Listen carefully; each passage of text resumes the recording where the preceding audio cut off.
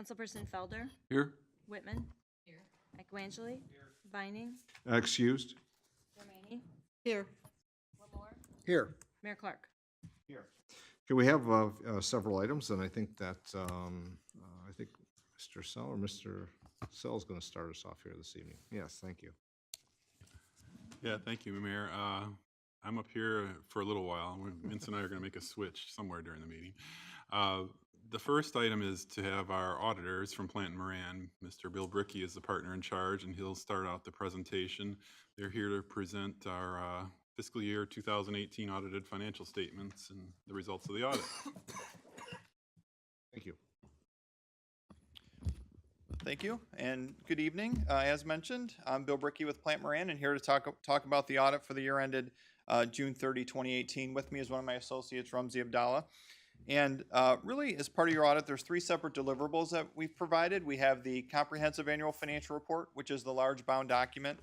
We have our end of audit letter, which speaks to the audit process itself. And then finally, we have the graph presentation, which we passed out tonight, and we'll go through in just a few minutes.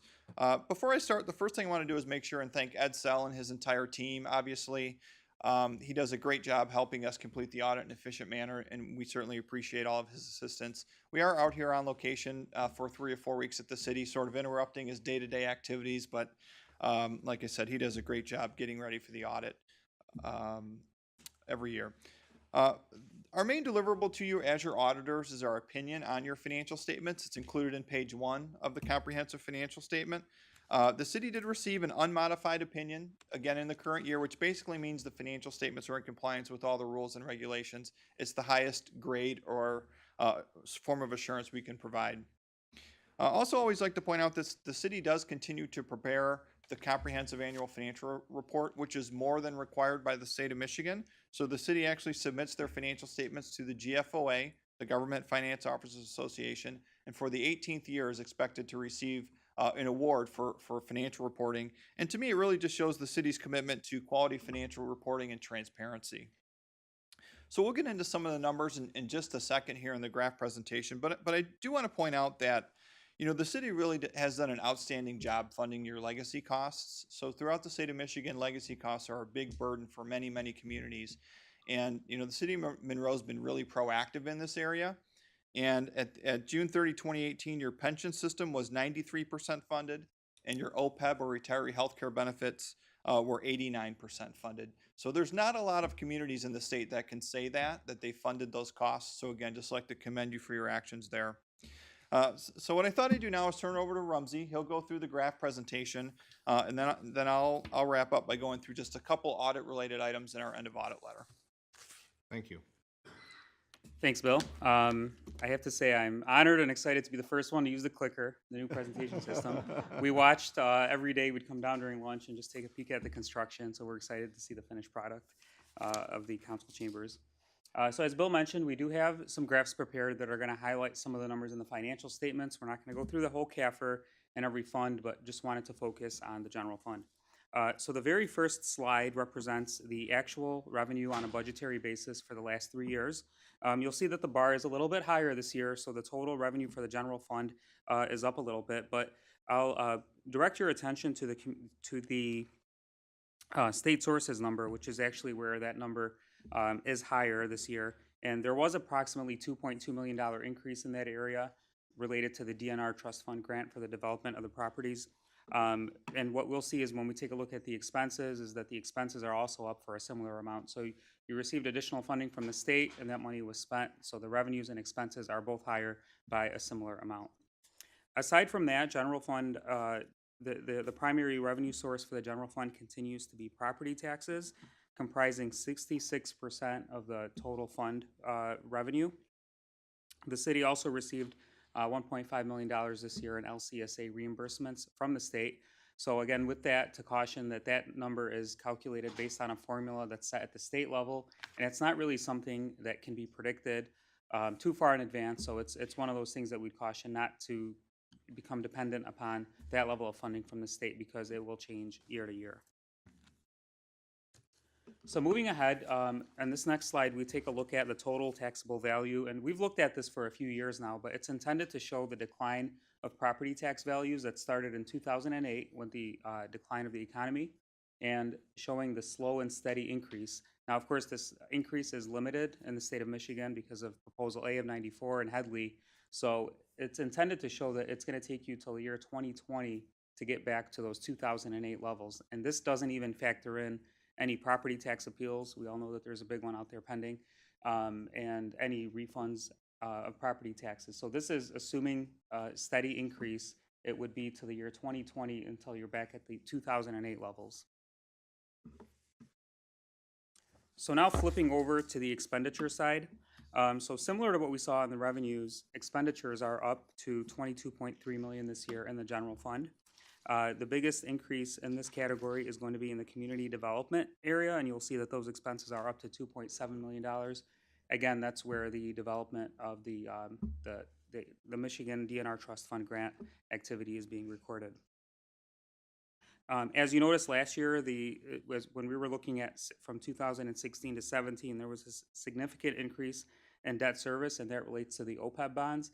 So by funding the OPEB through those bonds, essentially, it's taken the expenditures, the normal expenditures, out of the departmental expenditures such as public safety and general government, and now it's reported in that debt service line item. So that's why that number is up higher in 17 and 18. So sticking with expenditures in this graph, it's presented in the form of a pie chart, and the orange slice there, the biggest, is 39% represents public safety. Again, two things to caution with this. So this number, 39%, appears lower than it has in prior years, and that's for two reasons. The first is because a component of the public safety expenses that related to those OPEB expenses are now being reported as debt service because of how they're being funded, and that's what the accounting rules stipulate. So there's a piece of it in there. And then the other thing is with the $2.1 million in the community development expenses for the grant, it's sort of diluting all of the other numbers a little bit. So the 39%, not to be alarming why it's lower, but that's those two of those reasons why it's lower than it has been in previous years. This slide takes a look at revenues and expenditures side by side, and it really demonstrates the city's ability to curb expenditures within those revenues, which are somewhat tied because the property taxes and state shared revenue are kind of out of the control of the city. So the city has done a good job of curbing those expenditures within the revenue limits. The big spike this year on both the revenues and expenses relates to the DNR Trust Fund grant. So what we wanted to do on the next slide is take out the trust fund grant to show what the other expenditures were and the other revenues were. So you'll see that total revenue increased slightly in the current year, as well as expenditures. Both were relatively reasonable increases considering inflationary increases and small increases in property taxes. So that takes us to fund balance. So in the first green bar represents the annual expenditures and transfers over the last 4 years. The blue bar represents total fund balance, and the orange bar represents the unassigned fund balance. So typically, the city has a minimum policy to be at least 15% of annual expenditures. And if you compare the current level of unassigned fund balance to next year's budgeted expenditures of $20 million, that puts the city at approximately 20.4%. So you're slightly above what the city considers to be healthy, which is 15%. However, it is important to remember that while it is inadequate and you're over the 15%, again, we mentioned the potential DTE case out there that is currently, it's uncertain what's going to happen with it. So we'd just like to highlight the fact that the city is building on that reserve, and it will be important to figure out, to weather the storm, basically, as the DTE talks move forward. Some other highlights: small increase in property tax revenue, full funding of the pension ARC, the retiree healthcare portion that is not funded through bonds. There was full funding of the ADC, and as Bill mentioned, the plans are 97% and 89% funded. The city demonstrated effective budgeting in the current year. Water and sewer rates appear to be in line, and the city successfully used several programs to fund capital funding programs, including, we've talked about $2.2 million from the state in the DNR program, $400,000 in federal awards were expended, and total additions for governmental activities were $8 million, and business type activities were $3.7 million, and that's in capital additions. So that kind of summarizes some of the numbers we wanted to point out. We can take questions at the end if everyone's okay with that, and I'll hand it back over to Bill.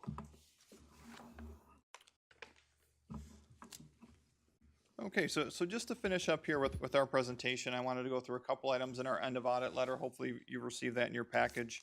Really, there's 4 separate sections to this letter. There's the first section, which is our comments to you on your internal controls. The second is more of a communication to you regarding the audit process. And then the third section, some other recommendations, then finally just some legislative update information. So on page 3 of the letter, this section's entitled internal control related matters for the audit. So we did have one item to report to you this year. During the audit process and actually through communications with the state, the city identified that the Housing Commission has not historically been reported as a component unit of the city. So after an analysis that was performed by the city, it was determined that really all along the Housing Commission should have been included in your financial statements as a component unit. So those were inserted this year. We did what we refer to as a prior period adjustment to put them in there, retrospectively. And so because of that, we have to report to you that that was indeed a change and in theory an internal control weakness because you should have identified that those always should have been in there. So again, nothing to do with the day-to-day operations, really just a reporting item that was identified in the current year that we report here on page 3. Flipping to page 4, this is a report to you on the audit process itself. Really no audit issues beyond the one Housing Commission item. Audit went very well. I'd say A+ audit.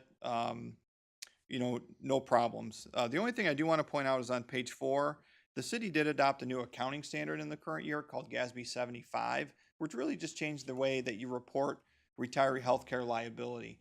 Now we're doing it similar to pension, where the city values what is the liability of the promise and then how much assets have we set aside, and the difference will show up on your government-wide financial statements as either an asset or a liability.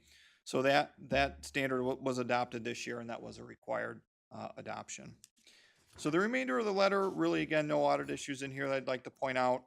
And then skipping ahead to page 7, which is just our other recommendations, we just have 2 small items here.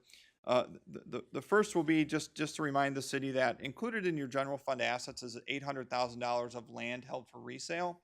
So again, if that land is not sold or the value declines, that would directly impact your fund balance, because again, that is one of the assets that's valued in the general fund.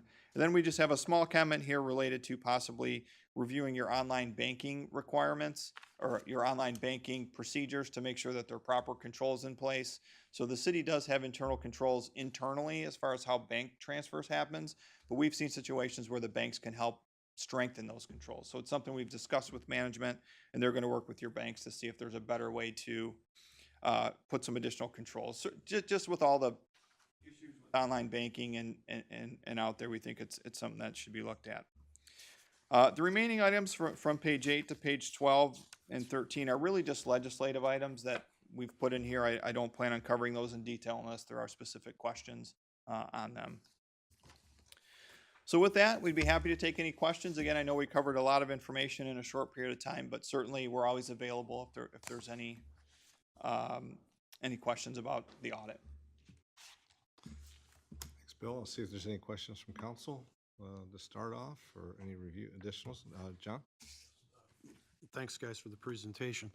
The $800,000 land that we have as an asset in the fund balance, is that part of the unassigned fund balance?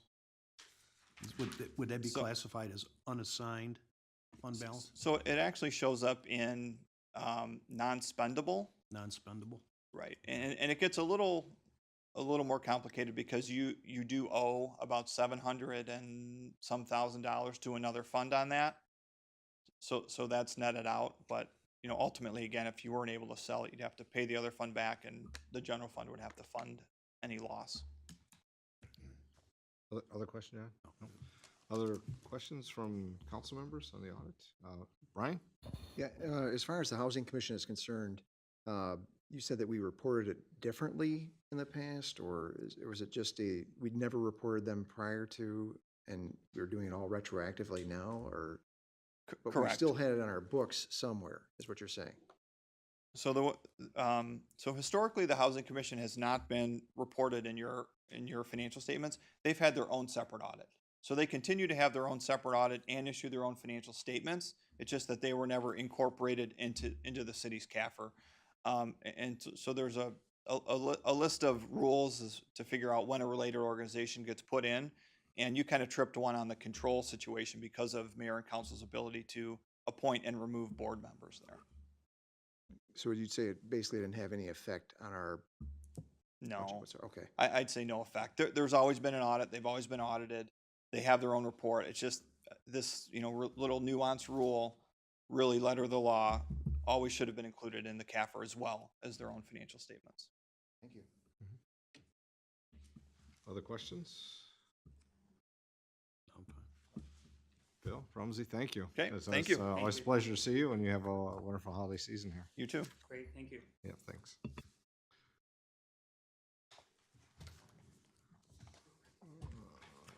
Mr. Sell, our next item on the work session.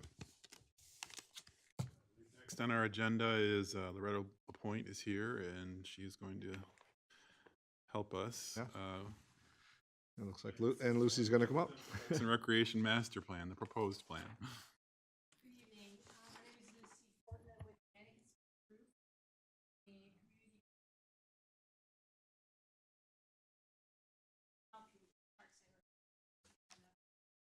I believe you have received that in your packet, and the main purpose of tonight's meeting is to answer any questions you may have. So what I'd like to do is just go over and highlight some of the features of the update. And then we'll open up the questions. I'll try Sure. to be very brief.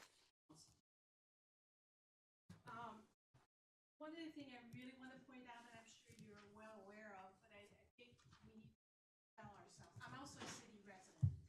And I can't say enough how excited I am with all the planning that's been going on in the city of Monroe. I think to me it's remarkable all the progress that's been done in the last. As far as Parks and Recreation, I'm very excited about what's going on in the city. And I think one of the greatest thing that you have that you should recognize every day, that you have access to not only a ton of city parks, but also to a state park, a national battlefield park, and an international wildlife area. Really unusual. As far as the Parks and Recreation Master Plan that we prepared, it's really a DNR, a state mandated document to outline and guide the development of the city parks for the next year. Right? State has certain elements, and those have to be included in the plan. Those are first, I like to answers the question, where are we now? So it takes a look at your community in general, your administrative structure, Parks and Recreation, and also takes a look at your you have as of now. So every 5 years you need to. Second component or important component of the plan is really a needs assessment. So you have to look at public input and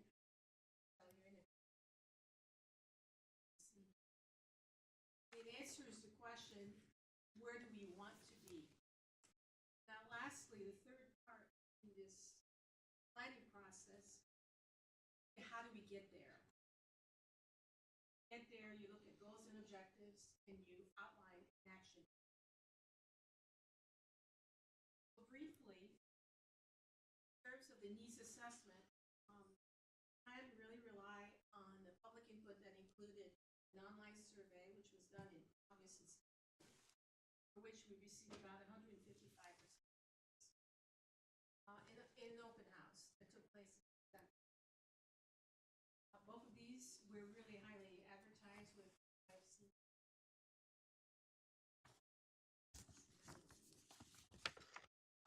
also, the plan rely heavily on the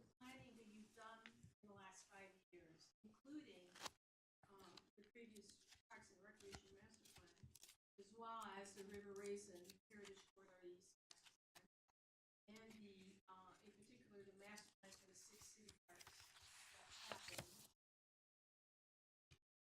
17. We also took a look at your other planning initiative and that as well as the Resilient Monroe Master. As far as the goals and objectives that are in this plan, there are 5 of them. They include the taking care of what you've got in terms of the city park, maintain and improve the existing. Secondly, fully capitalize on the river raisin for land and water recreation. Have all your initiatives and. Thirdly, build on Monroe's existing park assets, promote the city cultural tourism destination. That also is a unique, I think that's really what sets this city apart from any other community that not only this wealth of parks, this wealth of history. Now we can all hear you. Oh, did you not hear me before that? I could hear you fine, but Okay, all Yeah. right. I apologize, I didn't even realize that. The fourth goal is to plan and develop a citywide network of bicycle and pedestrian facilities. I think you started to make stride in that avenue, but I think there's a lot more to be done to make it safer and easier to bicycle and walk everywhere in the city. And fifth, it's what we call park stewardship. And that includes not only responsible planning and management of the park resources, but also the financial aspect. Beyond the goals and objectives, there's an action program, and I think that's clearly outlined in the plan. And it includes not only specific suggestions for each of the parks, but it also includes some citywide actions. And those may be accomplished by other bodies, such as water trail coordination, that include Riverwalk extension, the continued development of the River Raisin Heritage Trail, the development of a citywide non-motorized plan, and I'm just kind of listing them all for you. The continued work with the River Raisin Heritage Corridor East Master Plan, and the reorganization possibly of the Parks and Recreation Commission.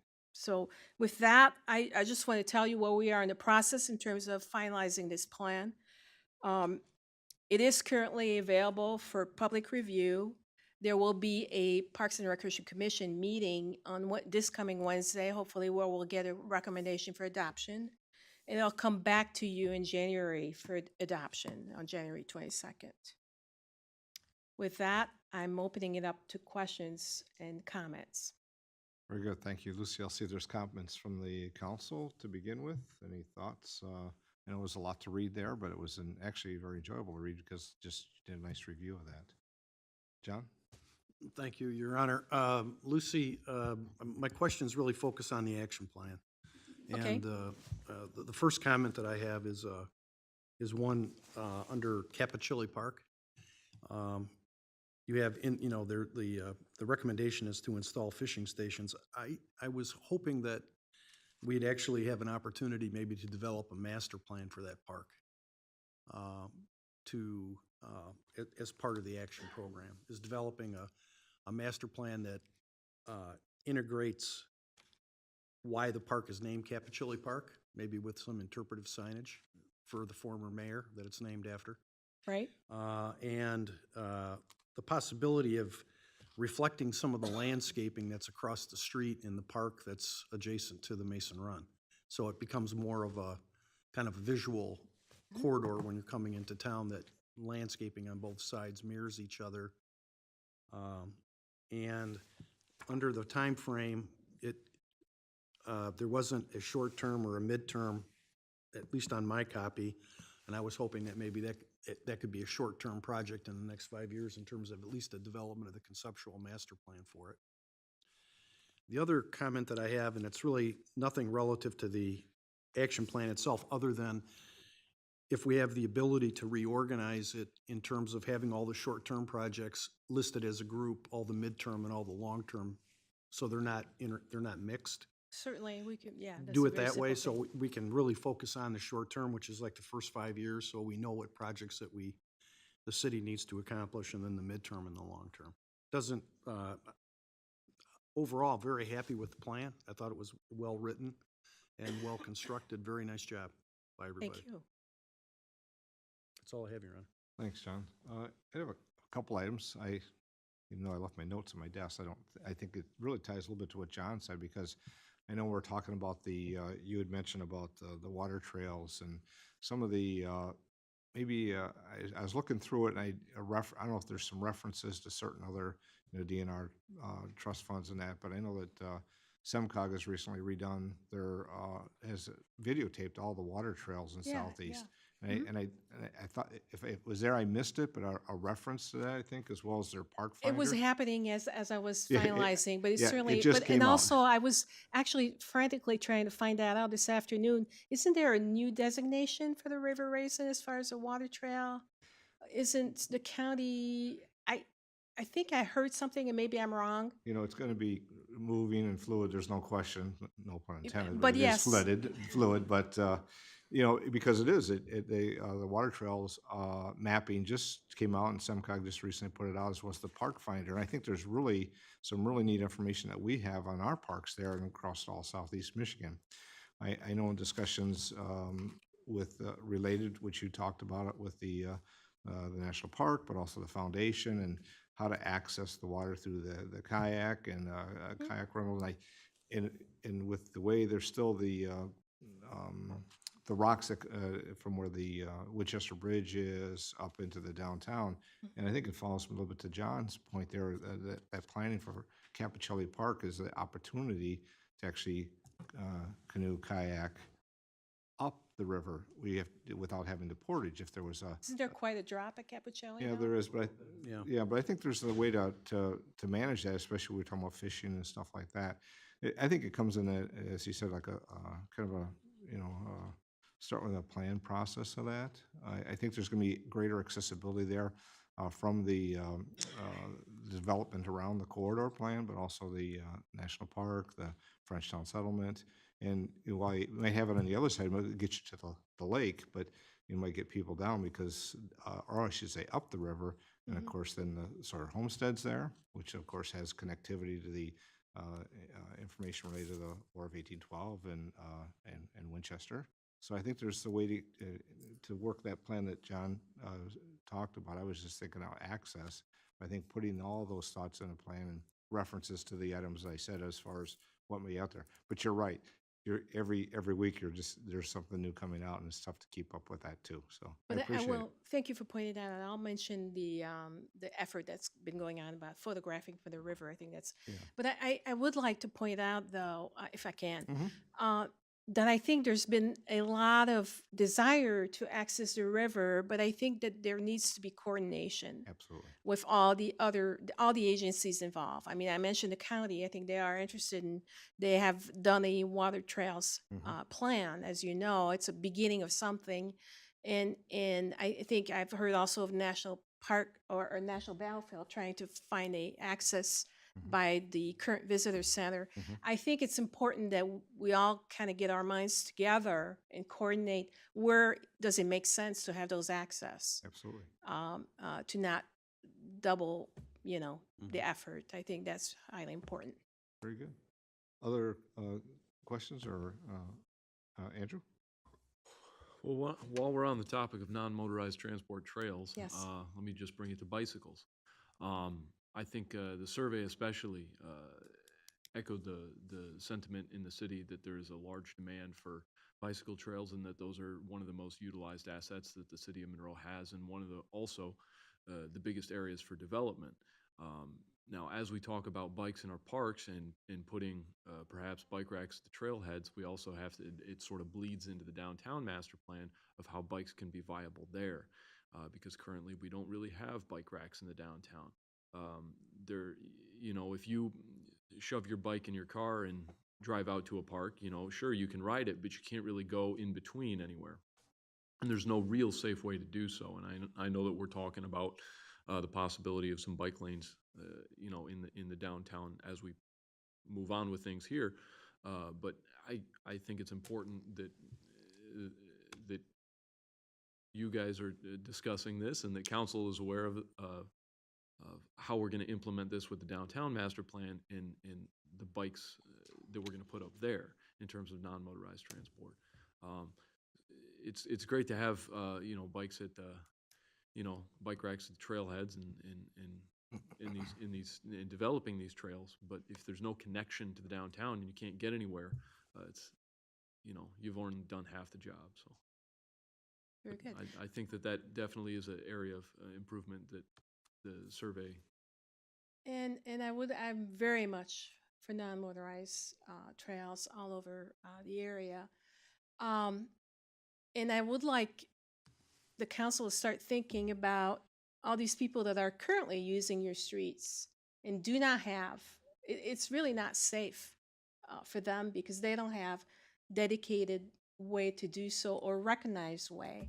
So I think that not only there's a need to accommodate and make it safer for people who are using your streets for bicycle, but also there needs to be an education component in making sure that motorists understand that they have to share the road with bicyclists, that it is the law. So I'm sure I'm not falling on deaf ear, but I think it's important to remind ourselves of that. Other comments or questions? Thank you, Lucy. Great job. Very good job. It was a nice report. Thank It's you. good to read. Thank you. Vince, your next item, please. Yes, you're back. Next item, Mr. Mark Cochran's going to talk a little bit about the National Park Service Wayside Exhibit Plan.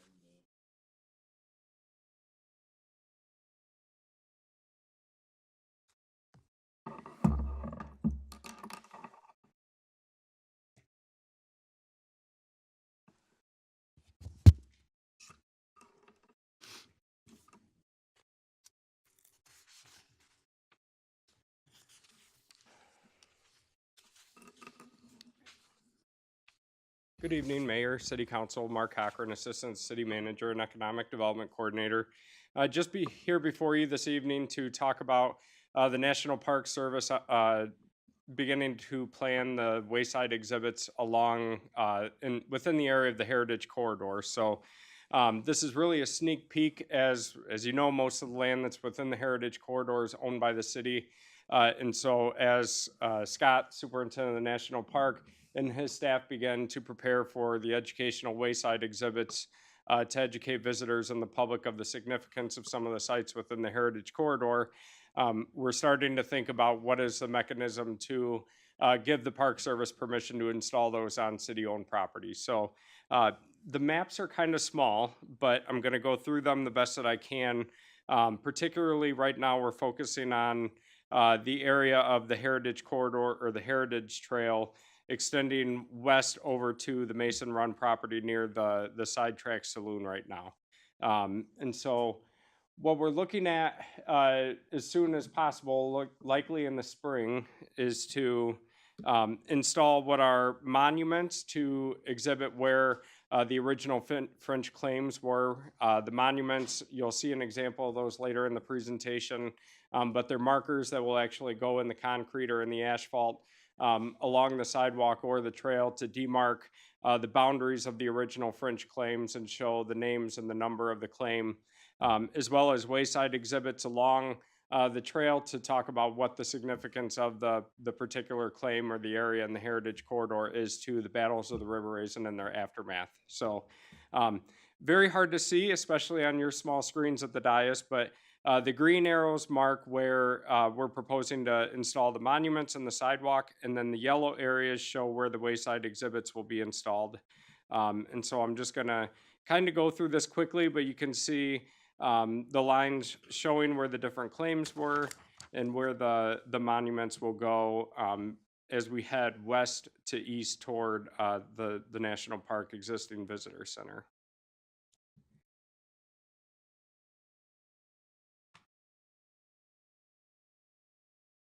So right now, those are the ones that we're proposing along the Heritage Corridor or along the Heritage Trail to show where the French claims were, but also looking into the future, kind of what the next phase would be, looking at installing some more interpretive signs on the Winchester Bridge to talk about the significance of the river, and also the story of Frenchtown. Also on the south side of the river at Hellenberg Park, 6 more there for the French claims, and then 3 interpretive signs on the War of 1812, going all the way down to Plum Creek and the Sawyer House. Of course, the significance of that being Winchester's headquarters, and then also looking at other possible sites between the national park and the downtown area, to be determined yet. But here's a rendering of this is not the final design. This is the one that Scott and his team are working on to kind of demonstrate what the wayside exhibits would look like. Recognizing the partners in the development of the Heritage Corridor with the DNR Trust Fund, the city, the National Park Foundation, as well as the National Park Service. So these are what the wayside exhibits would look like. The frames, these would go into the ground. So the frame that you see on the bottom would actually be buried underneath the ground and allow handicap accessibility for those who are in wheelchairs to wheel up to the exhibit and be able to read those as well. Important to note that the National Park Service would be responsible for the cost of developing and installing, as well as the long-term maintenance of the wayside exhibits as well. So even though they're on city property, the city wouldn't be responsible for the upkeep and the maintenance. And then these are what the monuments demarking the French claim boundaries would look like in the sidewalk, similar to what survey markers look like. So with that, I don't know, Scott, if you have anything that you'd like to add, or if City Council has any questions. But again, a document coming probably in January that would authorize the city or the Park Service to install these on city property. Thank you, Mark. Questions or comments from council? I've got one, you're on a couple. John? Question for Scott.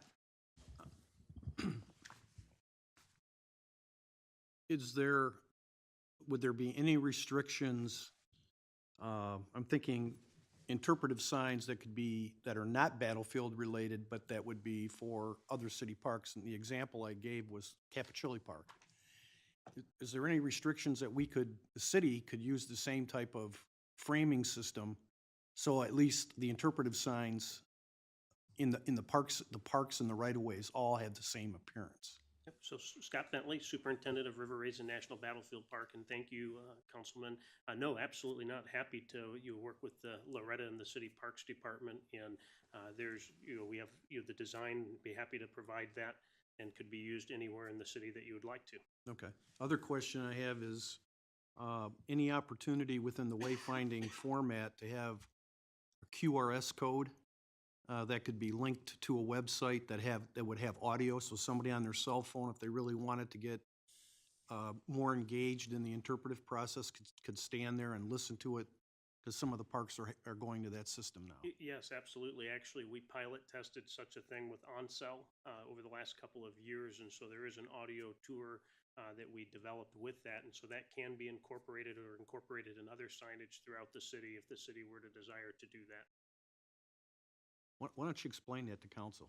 How that The way works? OnCell works is you can either do it through a QR code or actually put a phone number right on the wayside exhibits that allows folks to call in either with their smartphones or with a regular cell phone, that then provides additional interpretation to the site. So it allows it to become more interactive. So when you read the wayside exhibit, that gives you a good amount of information, but it's not a lot. And so if you want to go more in depth where you're at, you can do that. There are also apps available that actually could be triggered based on your location using GPS coordinates. So there are a lot of different ways now that you can utilize technology to better enhance. And so it could, for instance, at the Sawyer Homestead, get more into depth into the Sawyer story and their generosity and the donation and how that came about, as well as the battle or other components of history. So you can greatly expand your ability to communicate.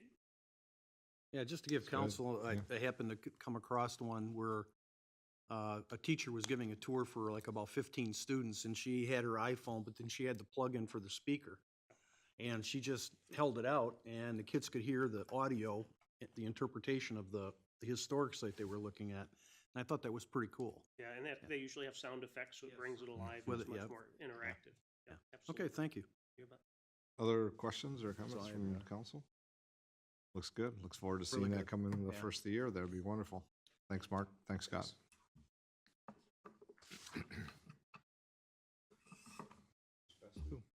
Next item, Your Honor, is regarding our public safety assessment. As you know, this last year during the budget process, we incorporated funds in there to conduct an assessment of our public safety operation. I use that in a sense that's both police, PSO, and fire. We know that there has been some ongoing challenges related to the operation with that, but also long-term, we have to look at how we can provide a sustainable service for an operation that really is the largest of our general fund, knowing full well that at some point DTE's plan. Got to turn this thing on, don't I? Yeah. Sorry about that. So in going forward with this, we put together a request for proposals. This late August, we received 9 from different firms around the country. Our selection team comprised of Chief White, Chief McCormick, HR Director Peggy Howard, Assistant City Manager Ed Sell, and Assistant to the Manager Mark Cochran participated in that. We ended up narrowing it down to 4, and then 2 finalists, and ultimately we recommended Fitch and Associates. And so, what we wanted to do is bring in the project lead for Fitch and Associate, Guillermo Fuentes, to talk a little bit about their background as a firm and the scope of work that they proposed, and just their general experience in these type of projects. We've set aside quite a long time for our work session, at least an hour, but I think that's probably sufficient given the importance of the topic. Again, tonight I'm not asking you to make a decision, but clearly to give it some thought during the holiday season, and then in early January I'll bring it back to you for consideration. So with that, Mr. Fuentes.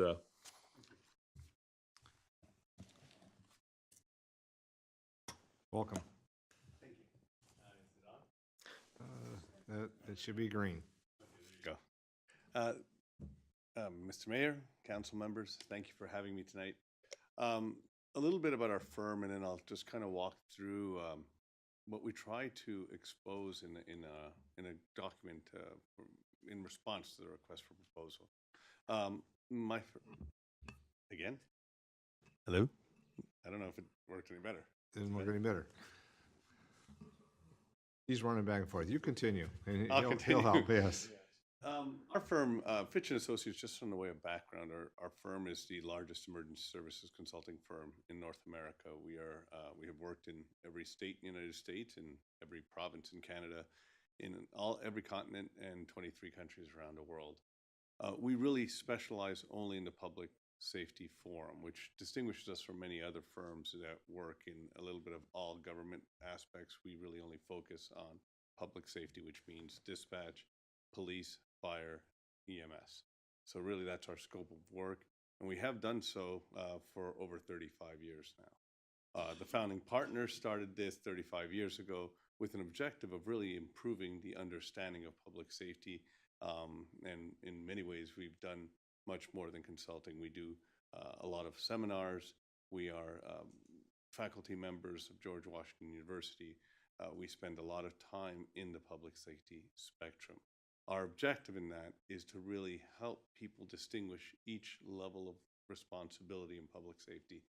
As your city manager pointed out, one of the most interesting misunderstandings of public safety is really the fact that public safety consumes 50 to 65% of almost any municipal or county budget, but how you deal with that 50 to 65% is really a policy position. It's a decision that you make at your level that will drive public safety. So if you allow me a few minutes to kind of walk through how public safety systems are created, it'll make more sense why a policy position is really the driving force behind it. So in the beginning, we really start with the police departments. Police departments consume about 75 to 80% of all your call activity will be actually police focused. So in most communities, we tend to look at the police department as our active driver. the one that will create the level of effort to respond to your population. The question then becomes in police departments is really how much proactive policing do you want and how much reactive policing you want. So reactive policing really have very little choice. Reactive policing is I get a call that comes in and I have to have some level of service that's going to get delivered.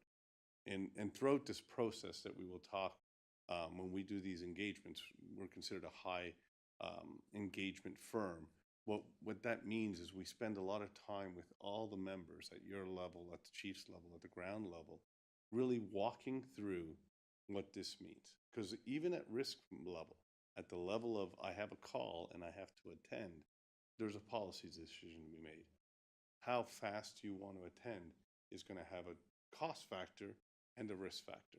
And part of our job as a consultancy firm is to really help you understand that. What level of risk in a community can you tolerate and how much cost can you afford to mitigate that risk? That's level one. In integrated public safety firms, the next question is you'll have a level of time. And especially in the policing department, there's a question of time. And then the question of how much time do I want the police officers on proactive intervention, going to schools, going into the communities, attending parks, walking beats. Those questions, the questions of the community engagement model, is really a secondary level. In many places, when you don't do that well, when you don't give it enough time for the police to be part of the fabric of your community, is really when you get into trouble. Because that's what gives them the latitude to understand what's going on in their community. You take them out of complete reactive mode and give them a proactive approach. Crime is generally solved by the fact that you know or understand your community. That said, once you've consumed some of that portion, the remainder of that time is left for your ability to do other activities. In your public safety model, you have an integrated model where your police respond to fire calls as well as responding, as a fire department responding to fire calls. That blended ratio has to be well understood. The concept that there is time on both sides to do both jobs has to be properly validated. So the next phase of an evaluation is really how much remainder of time do you have to do ancillary activities? And then the policy position that overlays all that is, what do I want as a response? How much do I want of that response? And how many ancillary activities do I want to use? And what can I afford? So that concept is how we build public safety models around. So if you look at it from where you sit today, you've had a lot of tension between the fire response, the fire effective response, and the police response. The reason that tension exists is because at one point down at the bottom, at the ground level, there's a misunderstanding or a misalignment from the policy position of what I want to achieve at the bottom. And so when we come into a high engagement, and why we're called a high engagement firm, we bring in a team that deals with each level independently, as a team but independent. So we bring in people that are at the highest level that have been Dr. Muller, who will come with us in this engagement, for example. He was a fire chief, a city manager, and a county public safety administrator and chief of staff. That allows him to interpret the level of effort that the chief has to put in at the same place as what is the policy position that he needs to help guide you with to make sure there's an alignment there. We bring in one police chief and one fire chief to help, again, negotiate the position of the two chiefs that have to understand what their respective roles are going to be and what they are now and what they could be in the future. And then we bring in ground level people. We bring in somebody who was a firefighter from Fairfax County, EMS person from Richmond. We bring in a sergeant, a police sergeant, to come in and talk to the staff. This kind of consultancy, when we proposed it, was a full interview consultancy. So each member of the entire force, both fire and police, we will talk to. And our goal is to get commonalities of understanding. So one of the things that we'll be looking for subjectively is, where does the force think it is? Where does the fire department think it is? Where do they believe there are things that are working and where do they believe things are challenging. And then we do a lot of analytics behind that. Then we have a team of statisticians that come in behind that, pull your data, and then start working on the analytics. And where the subjective interpretation is and the objective interpretation meet, that's really what we focus on. That's when we tell you, here are your elements that you have, people are perceiving a challenge and the data supporting that challenge. Here are areas you have a perception of a challenge, the data doesn't necessarily support that challenge. And here are areas where the data is telling you you have some gaps that are neither element is filling. And that allows you to have options. So the third phase of our approach is to come back here with the united approach of everybody's got an understanding, a commonality of what the problems are, what the data supports, and then here are your options moving forward. So you need to have options. At your level, there's very few one-size-fits-all public safety models. Public safety models differ throughout the United States and worldwide. So whatever is going to work for you is really going to be understood by you as what can you do at your level to understand the risk that you're going to take for your community and how much cost can you offset that risk by. And then everything falls into place. Once you've made a policy decision that I want to have fire response in 5 minutes, 6 minutes, 10 minutes, 12 minutes, that I want active crime to be responded to in 5 minutes, 6 minutes, 8 minutes, 10 minutes, that will drive a policy position at the top where the chiefs can then work from. The problem you have is when your chiefs are absent of a policy position, then you have a lot of things that come from that. They're trying to create a policy position from which to work from. And once they try to create that policy position to work from, then you get the struggles of budgets, and then we're talking down in the nitty-gritty. I should back up a little bit and tell you I was once a chief administrative officer, so I totally understand trying to balance budgets. But the common failure of that is often, if we're discussing, do I need one more person here or one less person here, or I can cut 2 positions from the fire department, add a position to the police department, it's because we've had mission misunderstanding. We haven't at our level, at this level in council, set the position that you want for your community. Once we help you set your position, it flows naturally. Both sides of that will understand right down to the ground level why they're doing what they're doing. If you tell a fire department, listen, because I'll take the fire department for a few minutes. They're a volunteer fire department, right? Right outside, they go right to volunteerism. They live and comfortably understand that their critical force, effective fire force, is going to take them 20 minutes to get there. But that's a decision that was made here that we were going to be a community-based fire service. And so because of that, we were going to accept the longer response time. If you go the other way and you say, I'm going to be a fully paid for fire service and I want everybody there in 6 minutes, then you're going to have a cost associated with that. But that's, again, a policy decision. It doesn't move every year. If you get more population growing in and you set your policy position in 6 minutes, you'll know when you're going to have to add more firefighters. You're going to know when you're going to have to add another fire station. It's the policy positions that help emergency services really understand how to create the service that's going to optimize what you've asked them to do. It's absent of those positions that really makes this such a complicated piece, and what we see mostly across North America. There's an absence of decision-making at the highest level. In the police department, it's no different. So I can go through the police department, but the fire department example is actually more tangible. And really, realistically, when we get on the ground, we spend a lot of time as much in education mode, getting everybody to understand what that means, as we do in actual report. Our reports are generally anticlimactic. Very few times will you read a report from us that you don't know everything that's going to happen beforehand. Our real goal is for us to come together as a community and come up with a public safety model that suits you the best.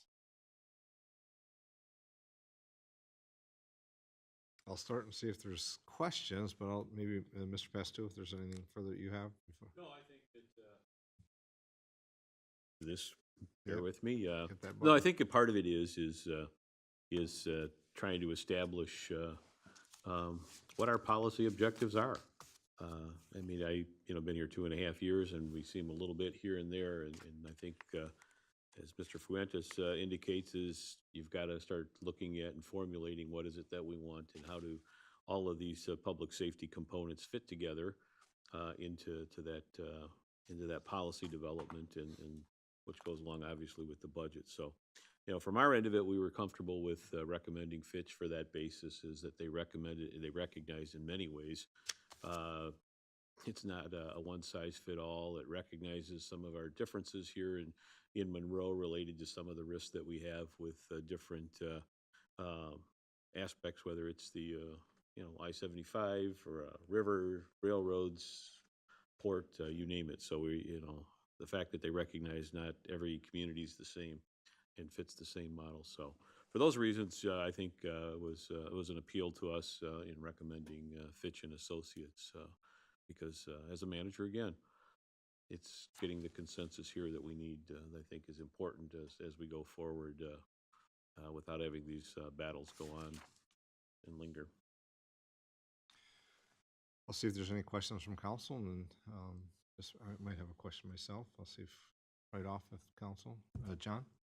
Your Honor, thank you. Mr. Fuentes, I really liked how you your firm scoped out the project with the 2 phases in terms of, the current assessment in phase 1 and coming back to the community with benchmarking and your analysis of, all the various costs and implications to allow us to discuss policy or a policy that then would move forward with other options and other costs. So I really like the 2-phase approach in terms of taking a look at what we have, doing the assessment, doing the interviews with both fire and police and council. The approach really made a lot of sense after I read through your RFP. Thank you. Yeah. And just a little comment on that. The reason we do it that way is that we're a little distinct. We do a little bit of we have simulation at the back end. So one of the other things, we don't just do descriptive statistics, we do predictive statistics. So we will then run them through a predictive model to actually let you know, well, if you make this choice, this is what it's going to cost you, the additional staffing. If you make this choice, this is what it would cost you. So we use both descriptive and predictive analytics to go through that. Well, I'll see if there's other comments, but I was actually highlighted the same item, the phase 1 and phase 2 and the part in between. I just, maybe the timeline this occurs. I know if it was to start, phase 1, you estimate that to be, I was looking for it again, I'm sure it's here, but I just didn't have it. And then you compile that and then you come back. I do like the one-on-one interview aspect as well from a variety of all levels, because as you say, and as John has said as well, that, you set policy, but you really have to understand what whether it be the line and, first line supervision and administration understand what that flow is. And I think that starting with that and getting the information and come back with those interviews, I think is very, I thought it was very good as well. Thank you. Having grown up in the field, I also can tell you that one of the reasons we use front-level people to interview front-level people is there's a very cultural piece of chain of command, and a chain of command is very well respected in emergency services. And not that I don't think the chiefs are close to their staff, I think they are. But if you want to get an honest opinion, you have to get down and have like people to have like discussion. And I think that's really important for the success of a project like this. So, Your Honor, John? my understanding is the way that you have this set up, part of the discussions over the few years that I've been on council is that some stakeholders feel that their position is not heard. Right. And the way that this is set up, everyone has an opportunity to talk to someone on your team relative to what their issues are, what their expectations are, so everybody is part of the process. Exactly correct. Yeah. So what we'd love to hear, which never happened, is that everybody has the same understanding.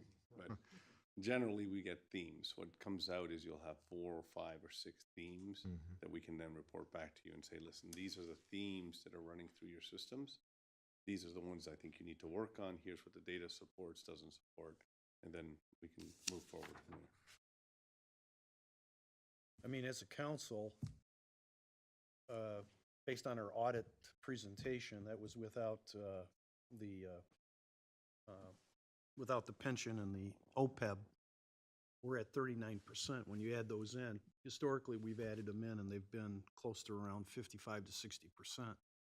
And I think this assessment is definitely what we're looking at with Detroit Edison, the possible devaluation. This couldn't come at a better time to really understand what our public safety structure and organization needs to be.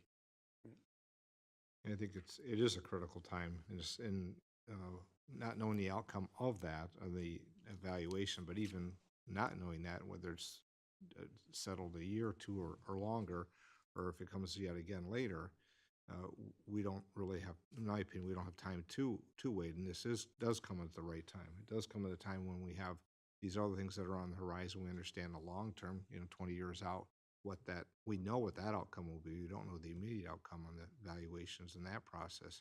But the opportunity to structure ahead of I'll say the storm, not knowing when it's coming, for sure is appropriate. And they're having these discussions and getting the input and having the interaction. I think the policy, but the mission, understanding the relationship of delivering that public safety to the community is really the essence of it. And I, in my opinion, believe that you do a better job if you're not in crisis. We do a lot of crisis studies in California when they were going the wrong direction, and you're in a rush to make a decision that is not always founded without emotion. If you're in a position where you're not in crisis, you can make a better, well-informed decision without just needing to cut, which is always a difficult position. I'll see if there's other questions from council or thoughts. Yes, Michelle? So how often will the council get feedback from your findings as you're going through this? The council members are actually at two levels. They're participants and a feedback loop. So we will interview you as we will interview everybody else in the procession. Part of that is to understand, even at a council level, what is your understanding of the service that you want to deliver, how you want to deliver it, why that. We'll ask several probing questions. The next phase, we usually touch you the second time when we have themes emerging. So at some point, we'll have themes emerging either from the data or from the subjective interviews. We will come up with some themes, and we will want to meet back with you. Those are usually like a working session. It depends on, and I say this in generality because every state has a different disclosure obligation depending on who meets. If you can meet 3, you got to meet 2, you got to meet one-on-one. They're all different. So whatever the disclosure envelope that we can work with to some confidentiality, that's the second meeting.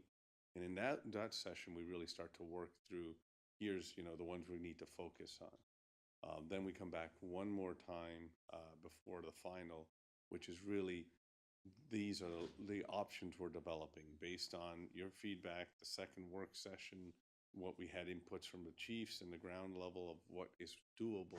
Here's where we think we're going to work through. And by then we already have some costing to it. So it's starting to give you some very good groundwork. And then you'll say, okay, work on these 2 options, option A and option B, maybe 3 options. We don't like to put 6 or 8 options in front of council. It generally doesn't get you to where you need to be. But we like, if we can get you to 1 or 2 options at that point where we can work it right through the ground, do the simulation on them, tell you, okay, based on our sims, this is going to be your results. Then we come back on our final phase and present to you the final. Here they are, and then you vote on option A or option B or defer or whatever. So what does the timeline look like for that in a So real in a world? nutshell, we usually do these in about 5 to 6 months, but in reality, I will tell you, it will depend on your data.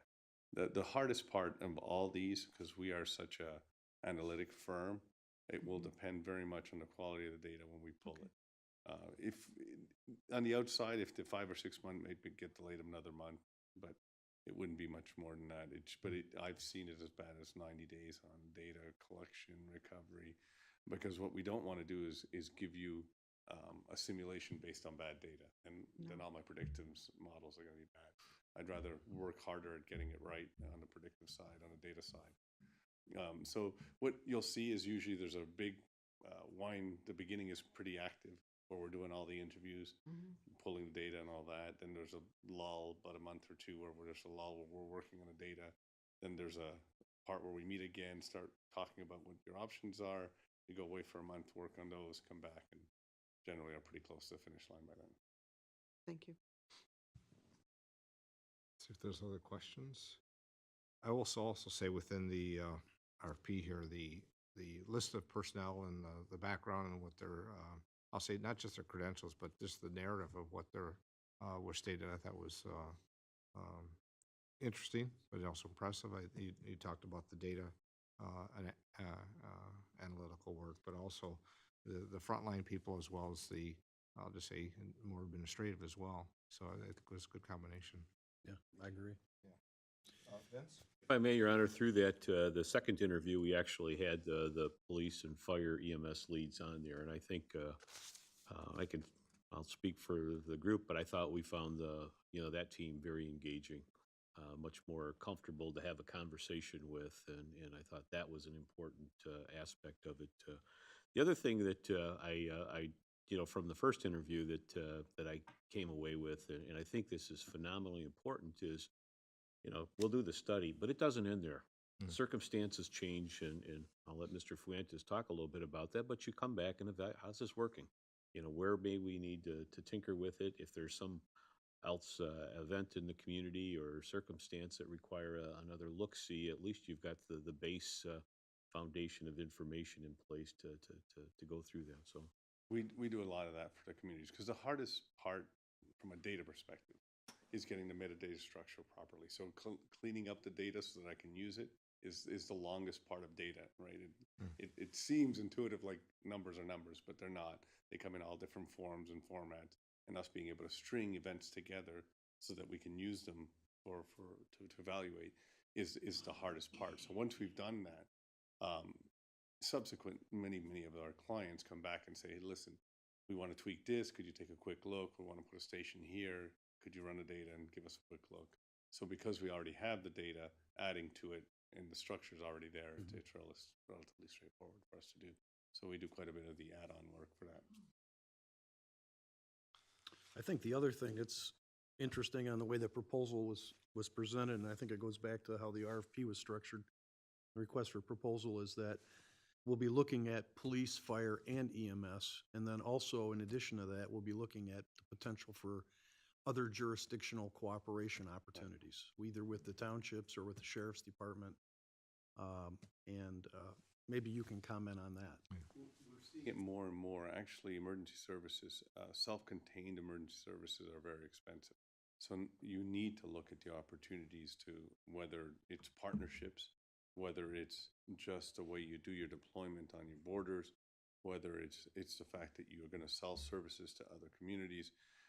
There's almost no communities, unless you're a major metropolitan city, that's able to have standalone services. So part of these kinds of perspectives is to really look at what your mutual aid packages are and how do you supplement your police departments with other services.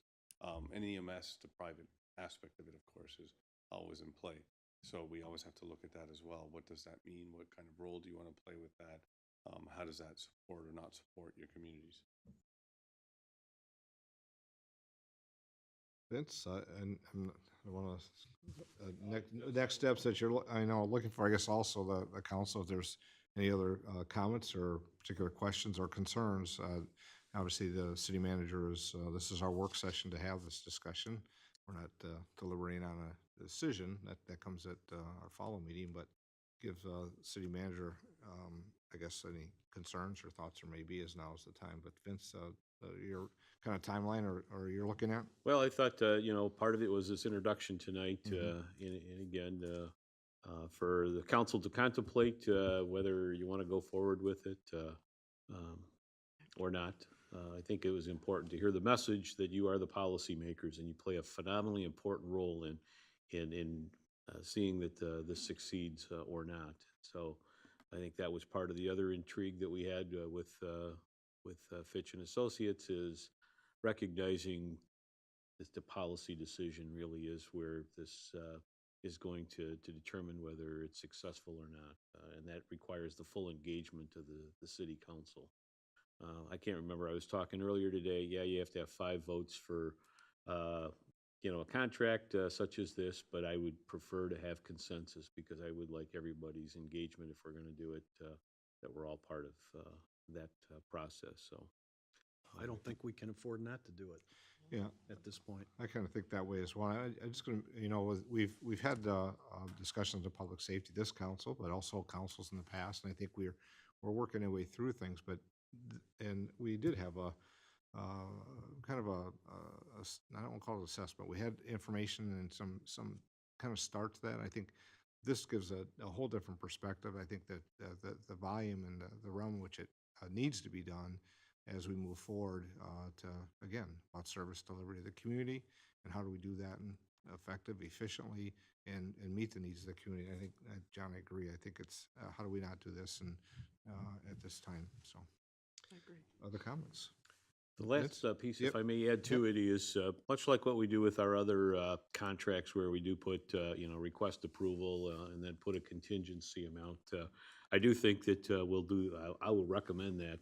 But that may mean there may be additional discussions that we have as we go through this process in part because it has been difficult.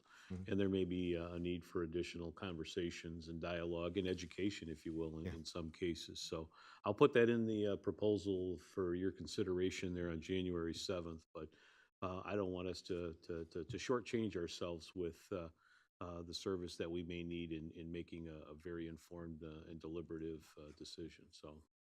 John, or Vince, I think you make a good point there, and it's, as we move through and whatever where it falls at the end in this assessment is also the follow, no matter what that is what is the community seeing as the message from the council and the policy? And I think if that's something not here, but internally, we need to, as you say, we be prepared to do that. We have a communications director, but this is a much, it's very important to make sure the community sees the same message and the same policy and the decision making and why. So, John and I have talked about that in the past, and I think it's something that we really need to make sure it's accounted for as we get to the close of this. Yep, agree with that. Unless there's other questions. Andrew? Just a quick question regarding methodology. It seems to be very much an analytical approach, probably primarily a quantitative approach. Do you at all use a comparative aspect to this?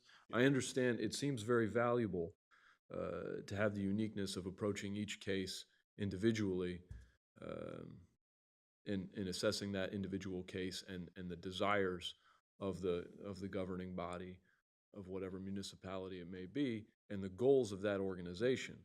But I mean, if you're asking us what we want, well, we want more officers on the road, and we want more firefighters fighting fires, and we want more EMS services too. And part of the impetus for the study in the first place is the cost scenario that we have in front of us. Right. And so I'm wondering if we're looking at other communities as well in doing this in terms of practices that you have seen in your professional career and that are employed elsewhere that may not be employed here, or things that we're doing that maybe are a drain on services. So I'm wondering if there's a comparative aspect to the methodology here. There is, but let me codify that for you. So there is, in the perspective that we will put it up against nationally recognized standards, noting that there are not many nationally recognized standards, if any, for real policing. Even the CALIA standards, the police go after the law enforcement accreditation. The law enforcement accreditation is really against its own policy, not against nationally set policies. There is some normative policies in National Fire Protection Agency, but some out. The NFPA does for fire department. But again, what we've recognized in over 1,000 consultancies is the reality is you'd have to temper every one of those comparative values with what is reality for your community. So we do, and we do put best practice, and we also will put, even in our discussions with you, things that you could change that will make a difference, notwithstanding how you do. It's just a practice of doing business. How do you amass effective fire force? How do you get on scene? What do you want to do with your community policing models? we will opine on many of those. But at the end of the day, those are more for, I hate to say that, for the fire chief and the police chief. How do you do your delivery of service? At your level, it's really much more about the aspect of consequence. So at the policy level, Oh, Andrew, I'm sorry. As a follow-up to the phase one analytical portion, are the variables that are utilized, the independent variables that are utilized to assess what the needs of the community are regarding those goals that are set, are those unique to each scenario? Or do you guys have a standardized set, and is that proprietary to your firm? Are we going to be able to see that? you'll be able to see the mathematics. So there's nothing proprietary about our mathematics. We do descriptive, so time temporal distribution type of mathematics. That's the most common type, the descriptive kind. We do add some layers of computerized analytics where we will then take your activity and then geofence it, so create it around, now landlock it, so that the temporal distribution over landlocking gives us a value so that you can then compare your whole community over similar risk values. Because one of the other misunderstandings that we do, and that's important for everybody, and I didn't want to take up everybody's time, but over what is the comparative risk in your community from one area to another.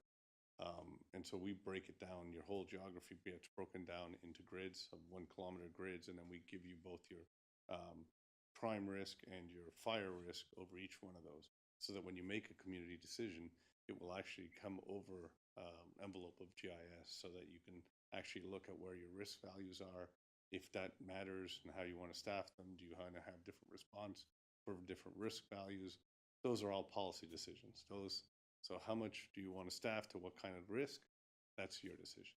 The chief is, how does he respond to that? Does he take from one area or another? Does he add a different response capacity to it? Does he add, on the fire side, a 4th man to a truck and just says that's enough to respond? Those are all chief level decisions.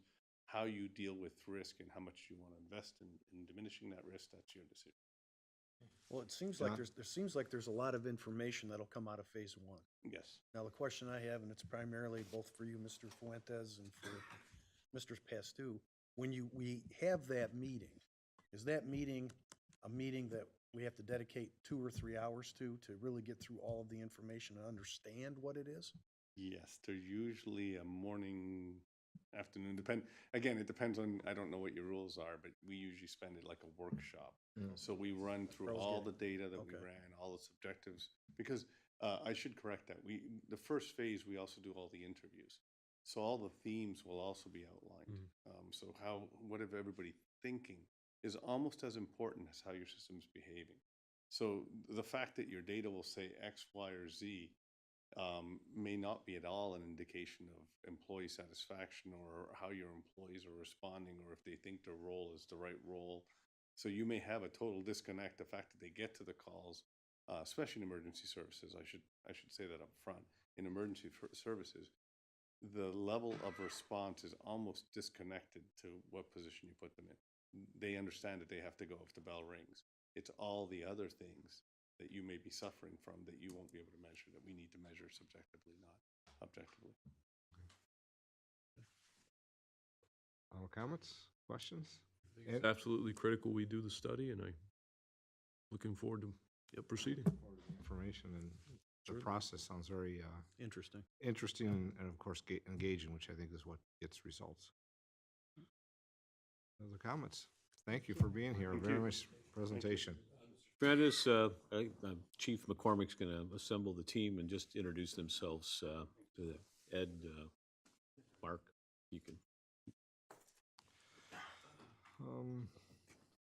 Well, I'm looking at the list here, but maybe you have something else you want to There's bring a couple, up. if I may, Your Honor, go through a couple of things Sure. that were discussed with the Parks and Rec master plan, but it also ties in with the item that you have with the Citizens Planning Commission ordinance. And in part, there's an element in there where providing an annual report, but also what projects. And I will tell you, as a city manager, I do think that whether it's a master plan of Capicelli Park or whether it's a non-motorized plan, I do think these are the type of things that I plan on incorporating into future budgets so that we have maybe 1 or 2 projects every year for the Planning Commission to work on, because I do think that it's an important aspect of what they should be doing, and I think with the right structure and the right funding for it, you know, it would follow in there, because it is something I try and get in there every year, is to have one of those, so. That was it. I know there's opportunity if there's questions regarding the council agenda that you, if there's things that you may have, or the council may have inquiries on it, we also take the opportunity. I don't know if there's anything on the consent agenda that council had. All of the items that I put under council action, I thought that they needed and deserved some discussion. I think the GIS update, you know, the renewal of that ongoing professional service, but, you know, deserves an explanation where we are and the most recent frustration that we've had with the hiring process, so. There's a couple of presentations as well, Yep, updates, yep. but presentations. Yeah. But beyond that, if there's any Okay. questions, be more than happy to entertain any of those. I'll just ask if council has any other questions for the city manager prior to the meeting. We have some time. I had some questions on the GIS, but I think I'll just ask them when it's Yeah. on the agenda. That's fine. See if there's anything other. If not, we have some additional time, which is okay. Yeah, I apologize for that. No, I Went through it think quicker it's than I better be thought. prepared, because But I do think that, you know, with the public safety assessment, I anticipated that the conversation may go a little bit longer, and because they're all good questions, I think, as everyone was getting a little more comfortable. But as he indicated, we will probably have to do some planning for a work session, particularly when they make that visit, coming back with the themes and the data that they came back with, and starting that discussion regarding the alternatives and options. So that'll probably be sometime in the spring, I would hazard a guess, and I probably contemplate maybe a Saturday morning, depending on everyone's schedule. That may be necessary, and into lunch, it sounds like. Well, the reason why I asked was that usually at these work sessions, something that important, we can't allocate 45 minutes to it. It's got to be focused. It's yeah. got to be focused Yeah. and. probably another room, Yeah. a little more interactive. I would probably think, you know, once we get there, it'll probably be up on the 3rd floor. It's just, it's more of a comfortable setting, a little more hands-on, and, you know, I think probably more appropriate for having, you know, a work session discussion of that duration and magnitude, so. So will this come back at the next meeting? Is that It'll what be you're on the looking at? January 7th meeting. I'll put the proposal before the city council for consideration to approve. Very good. If there's no other questions, I think that we have some time, which is okay. And this time, we'll close the work session. Thank you. And back here at 7:30.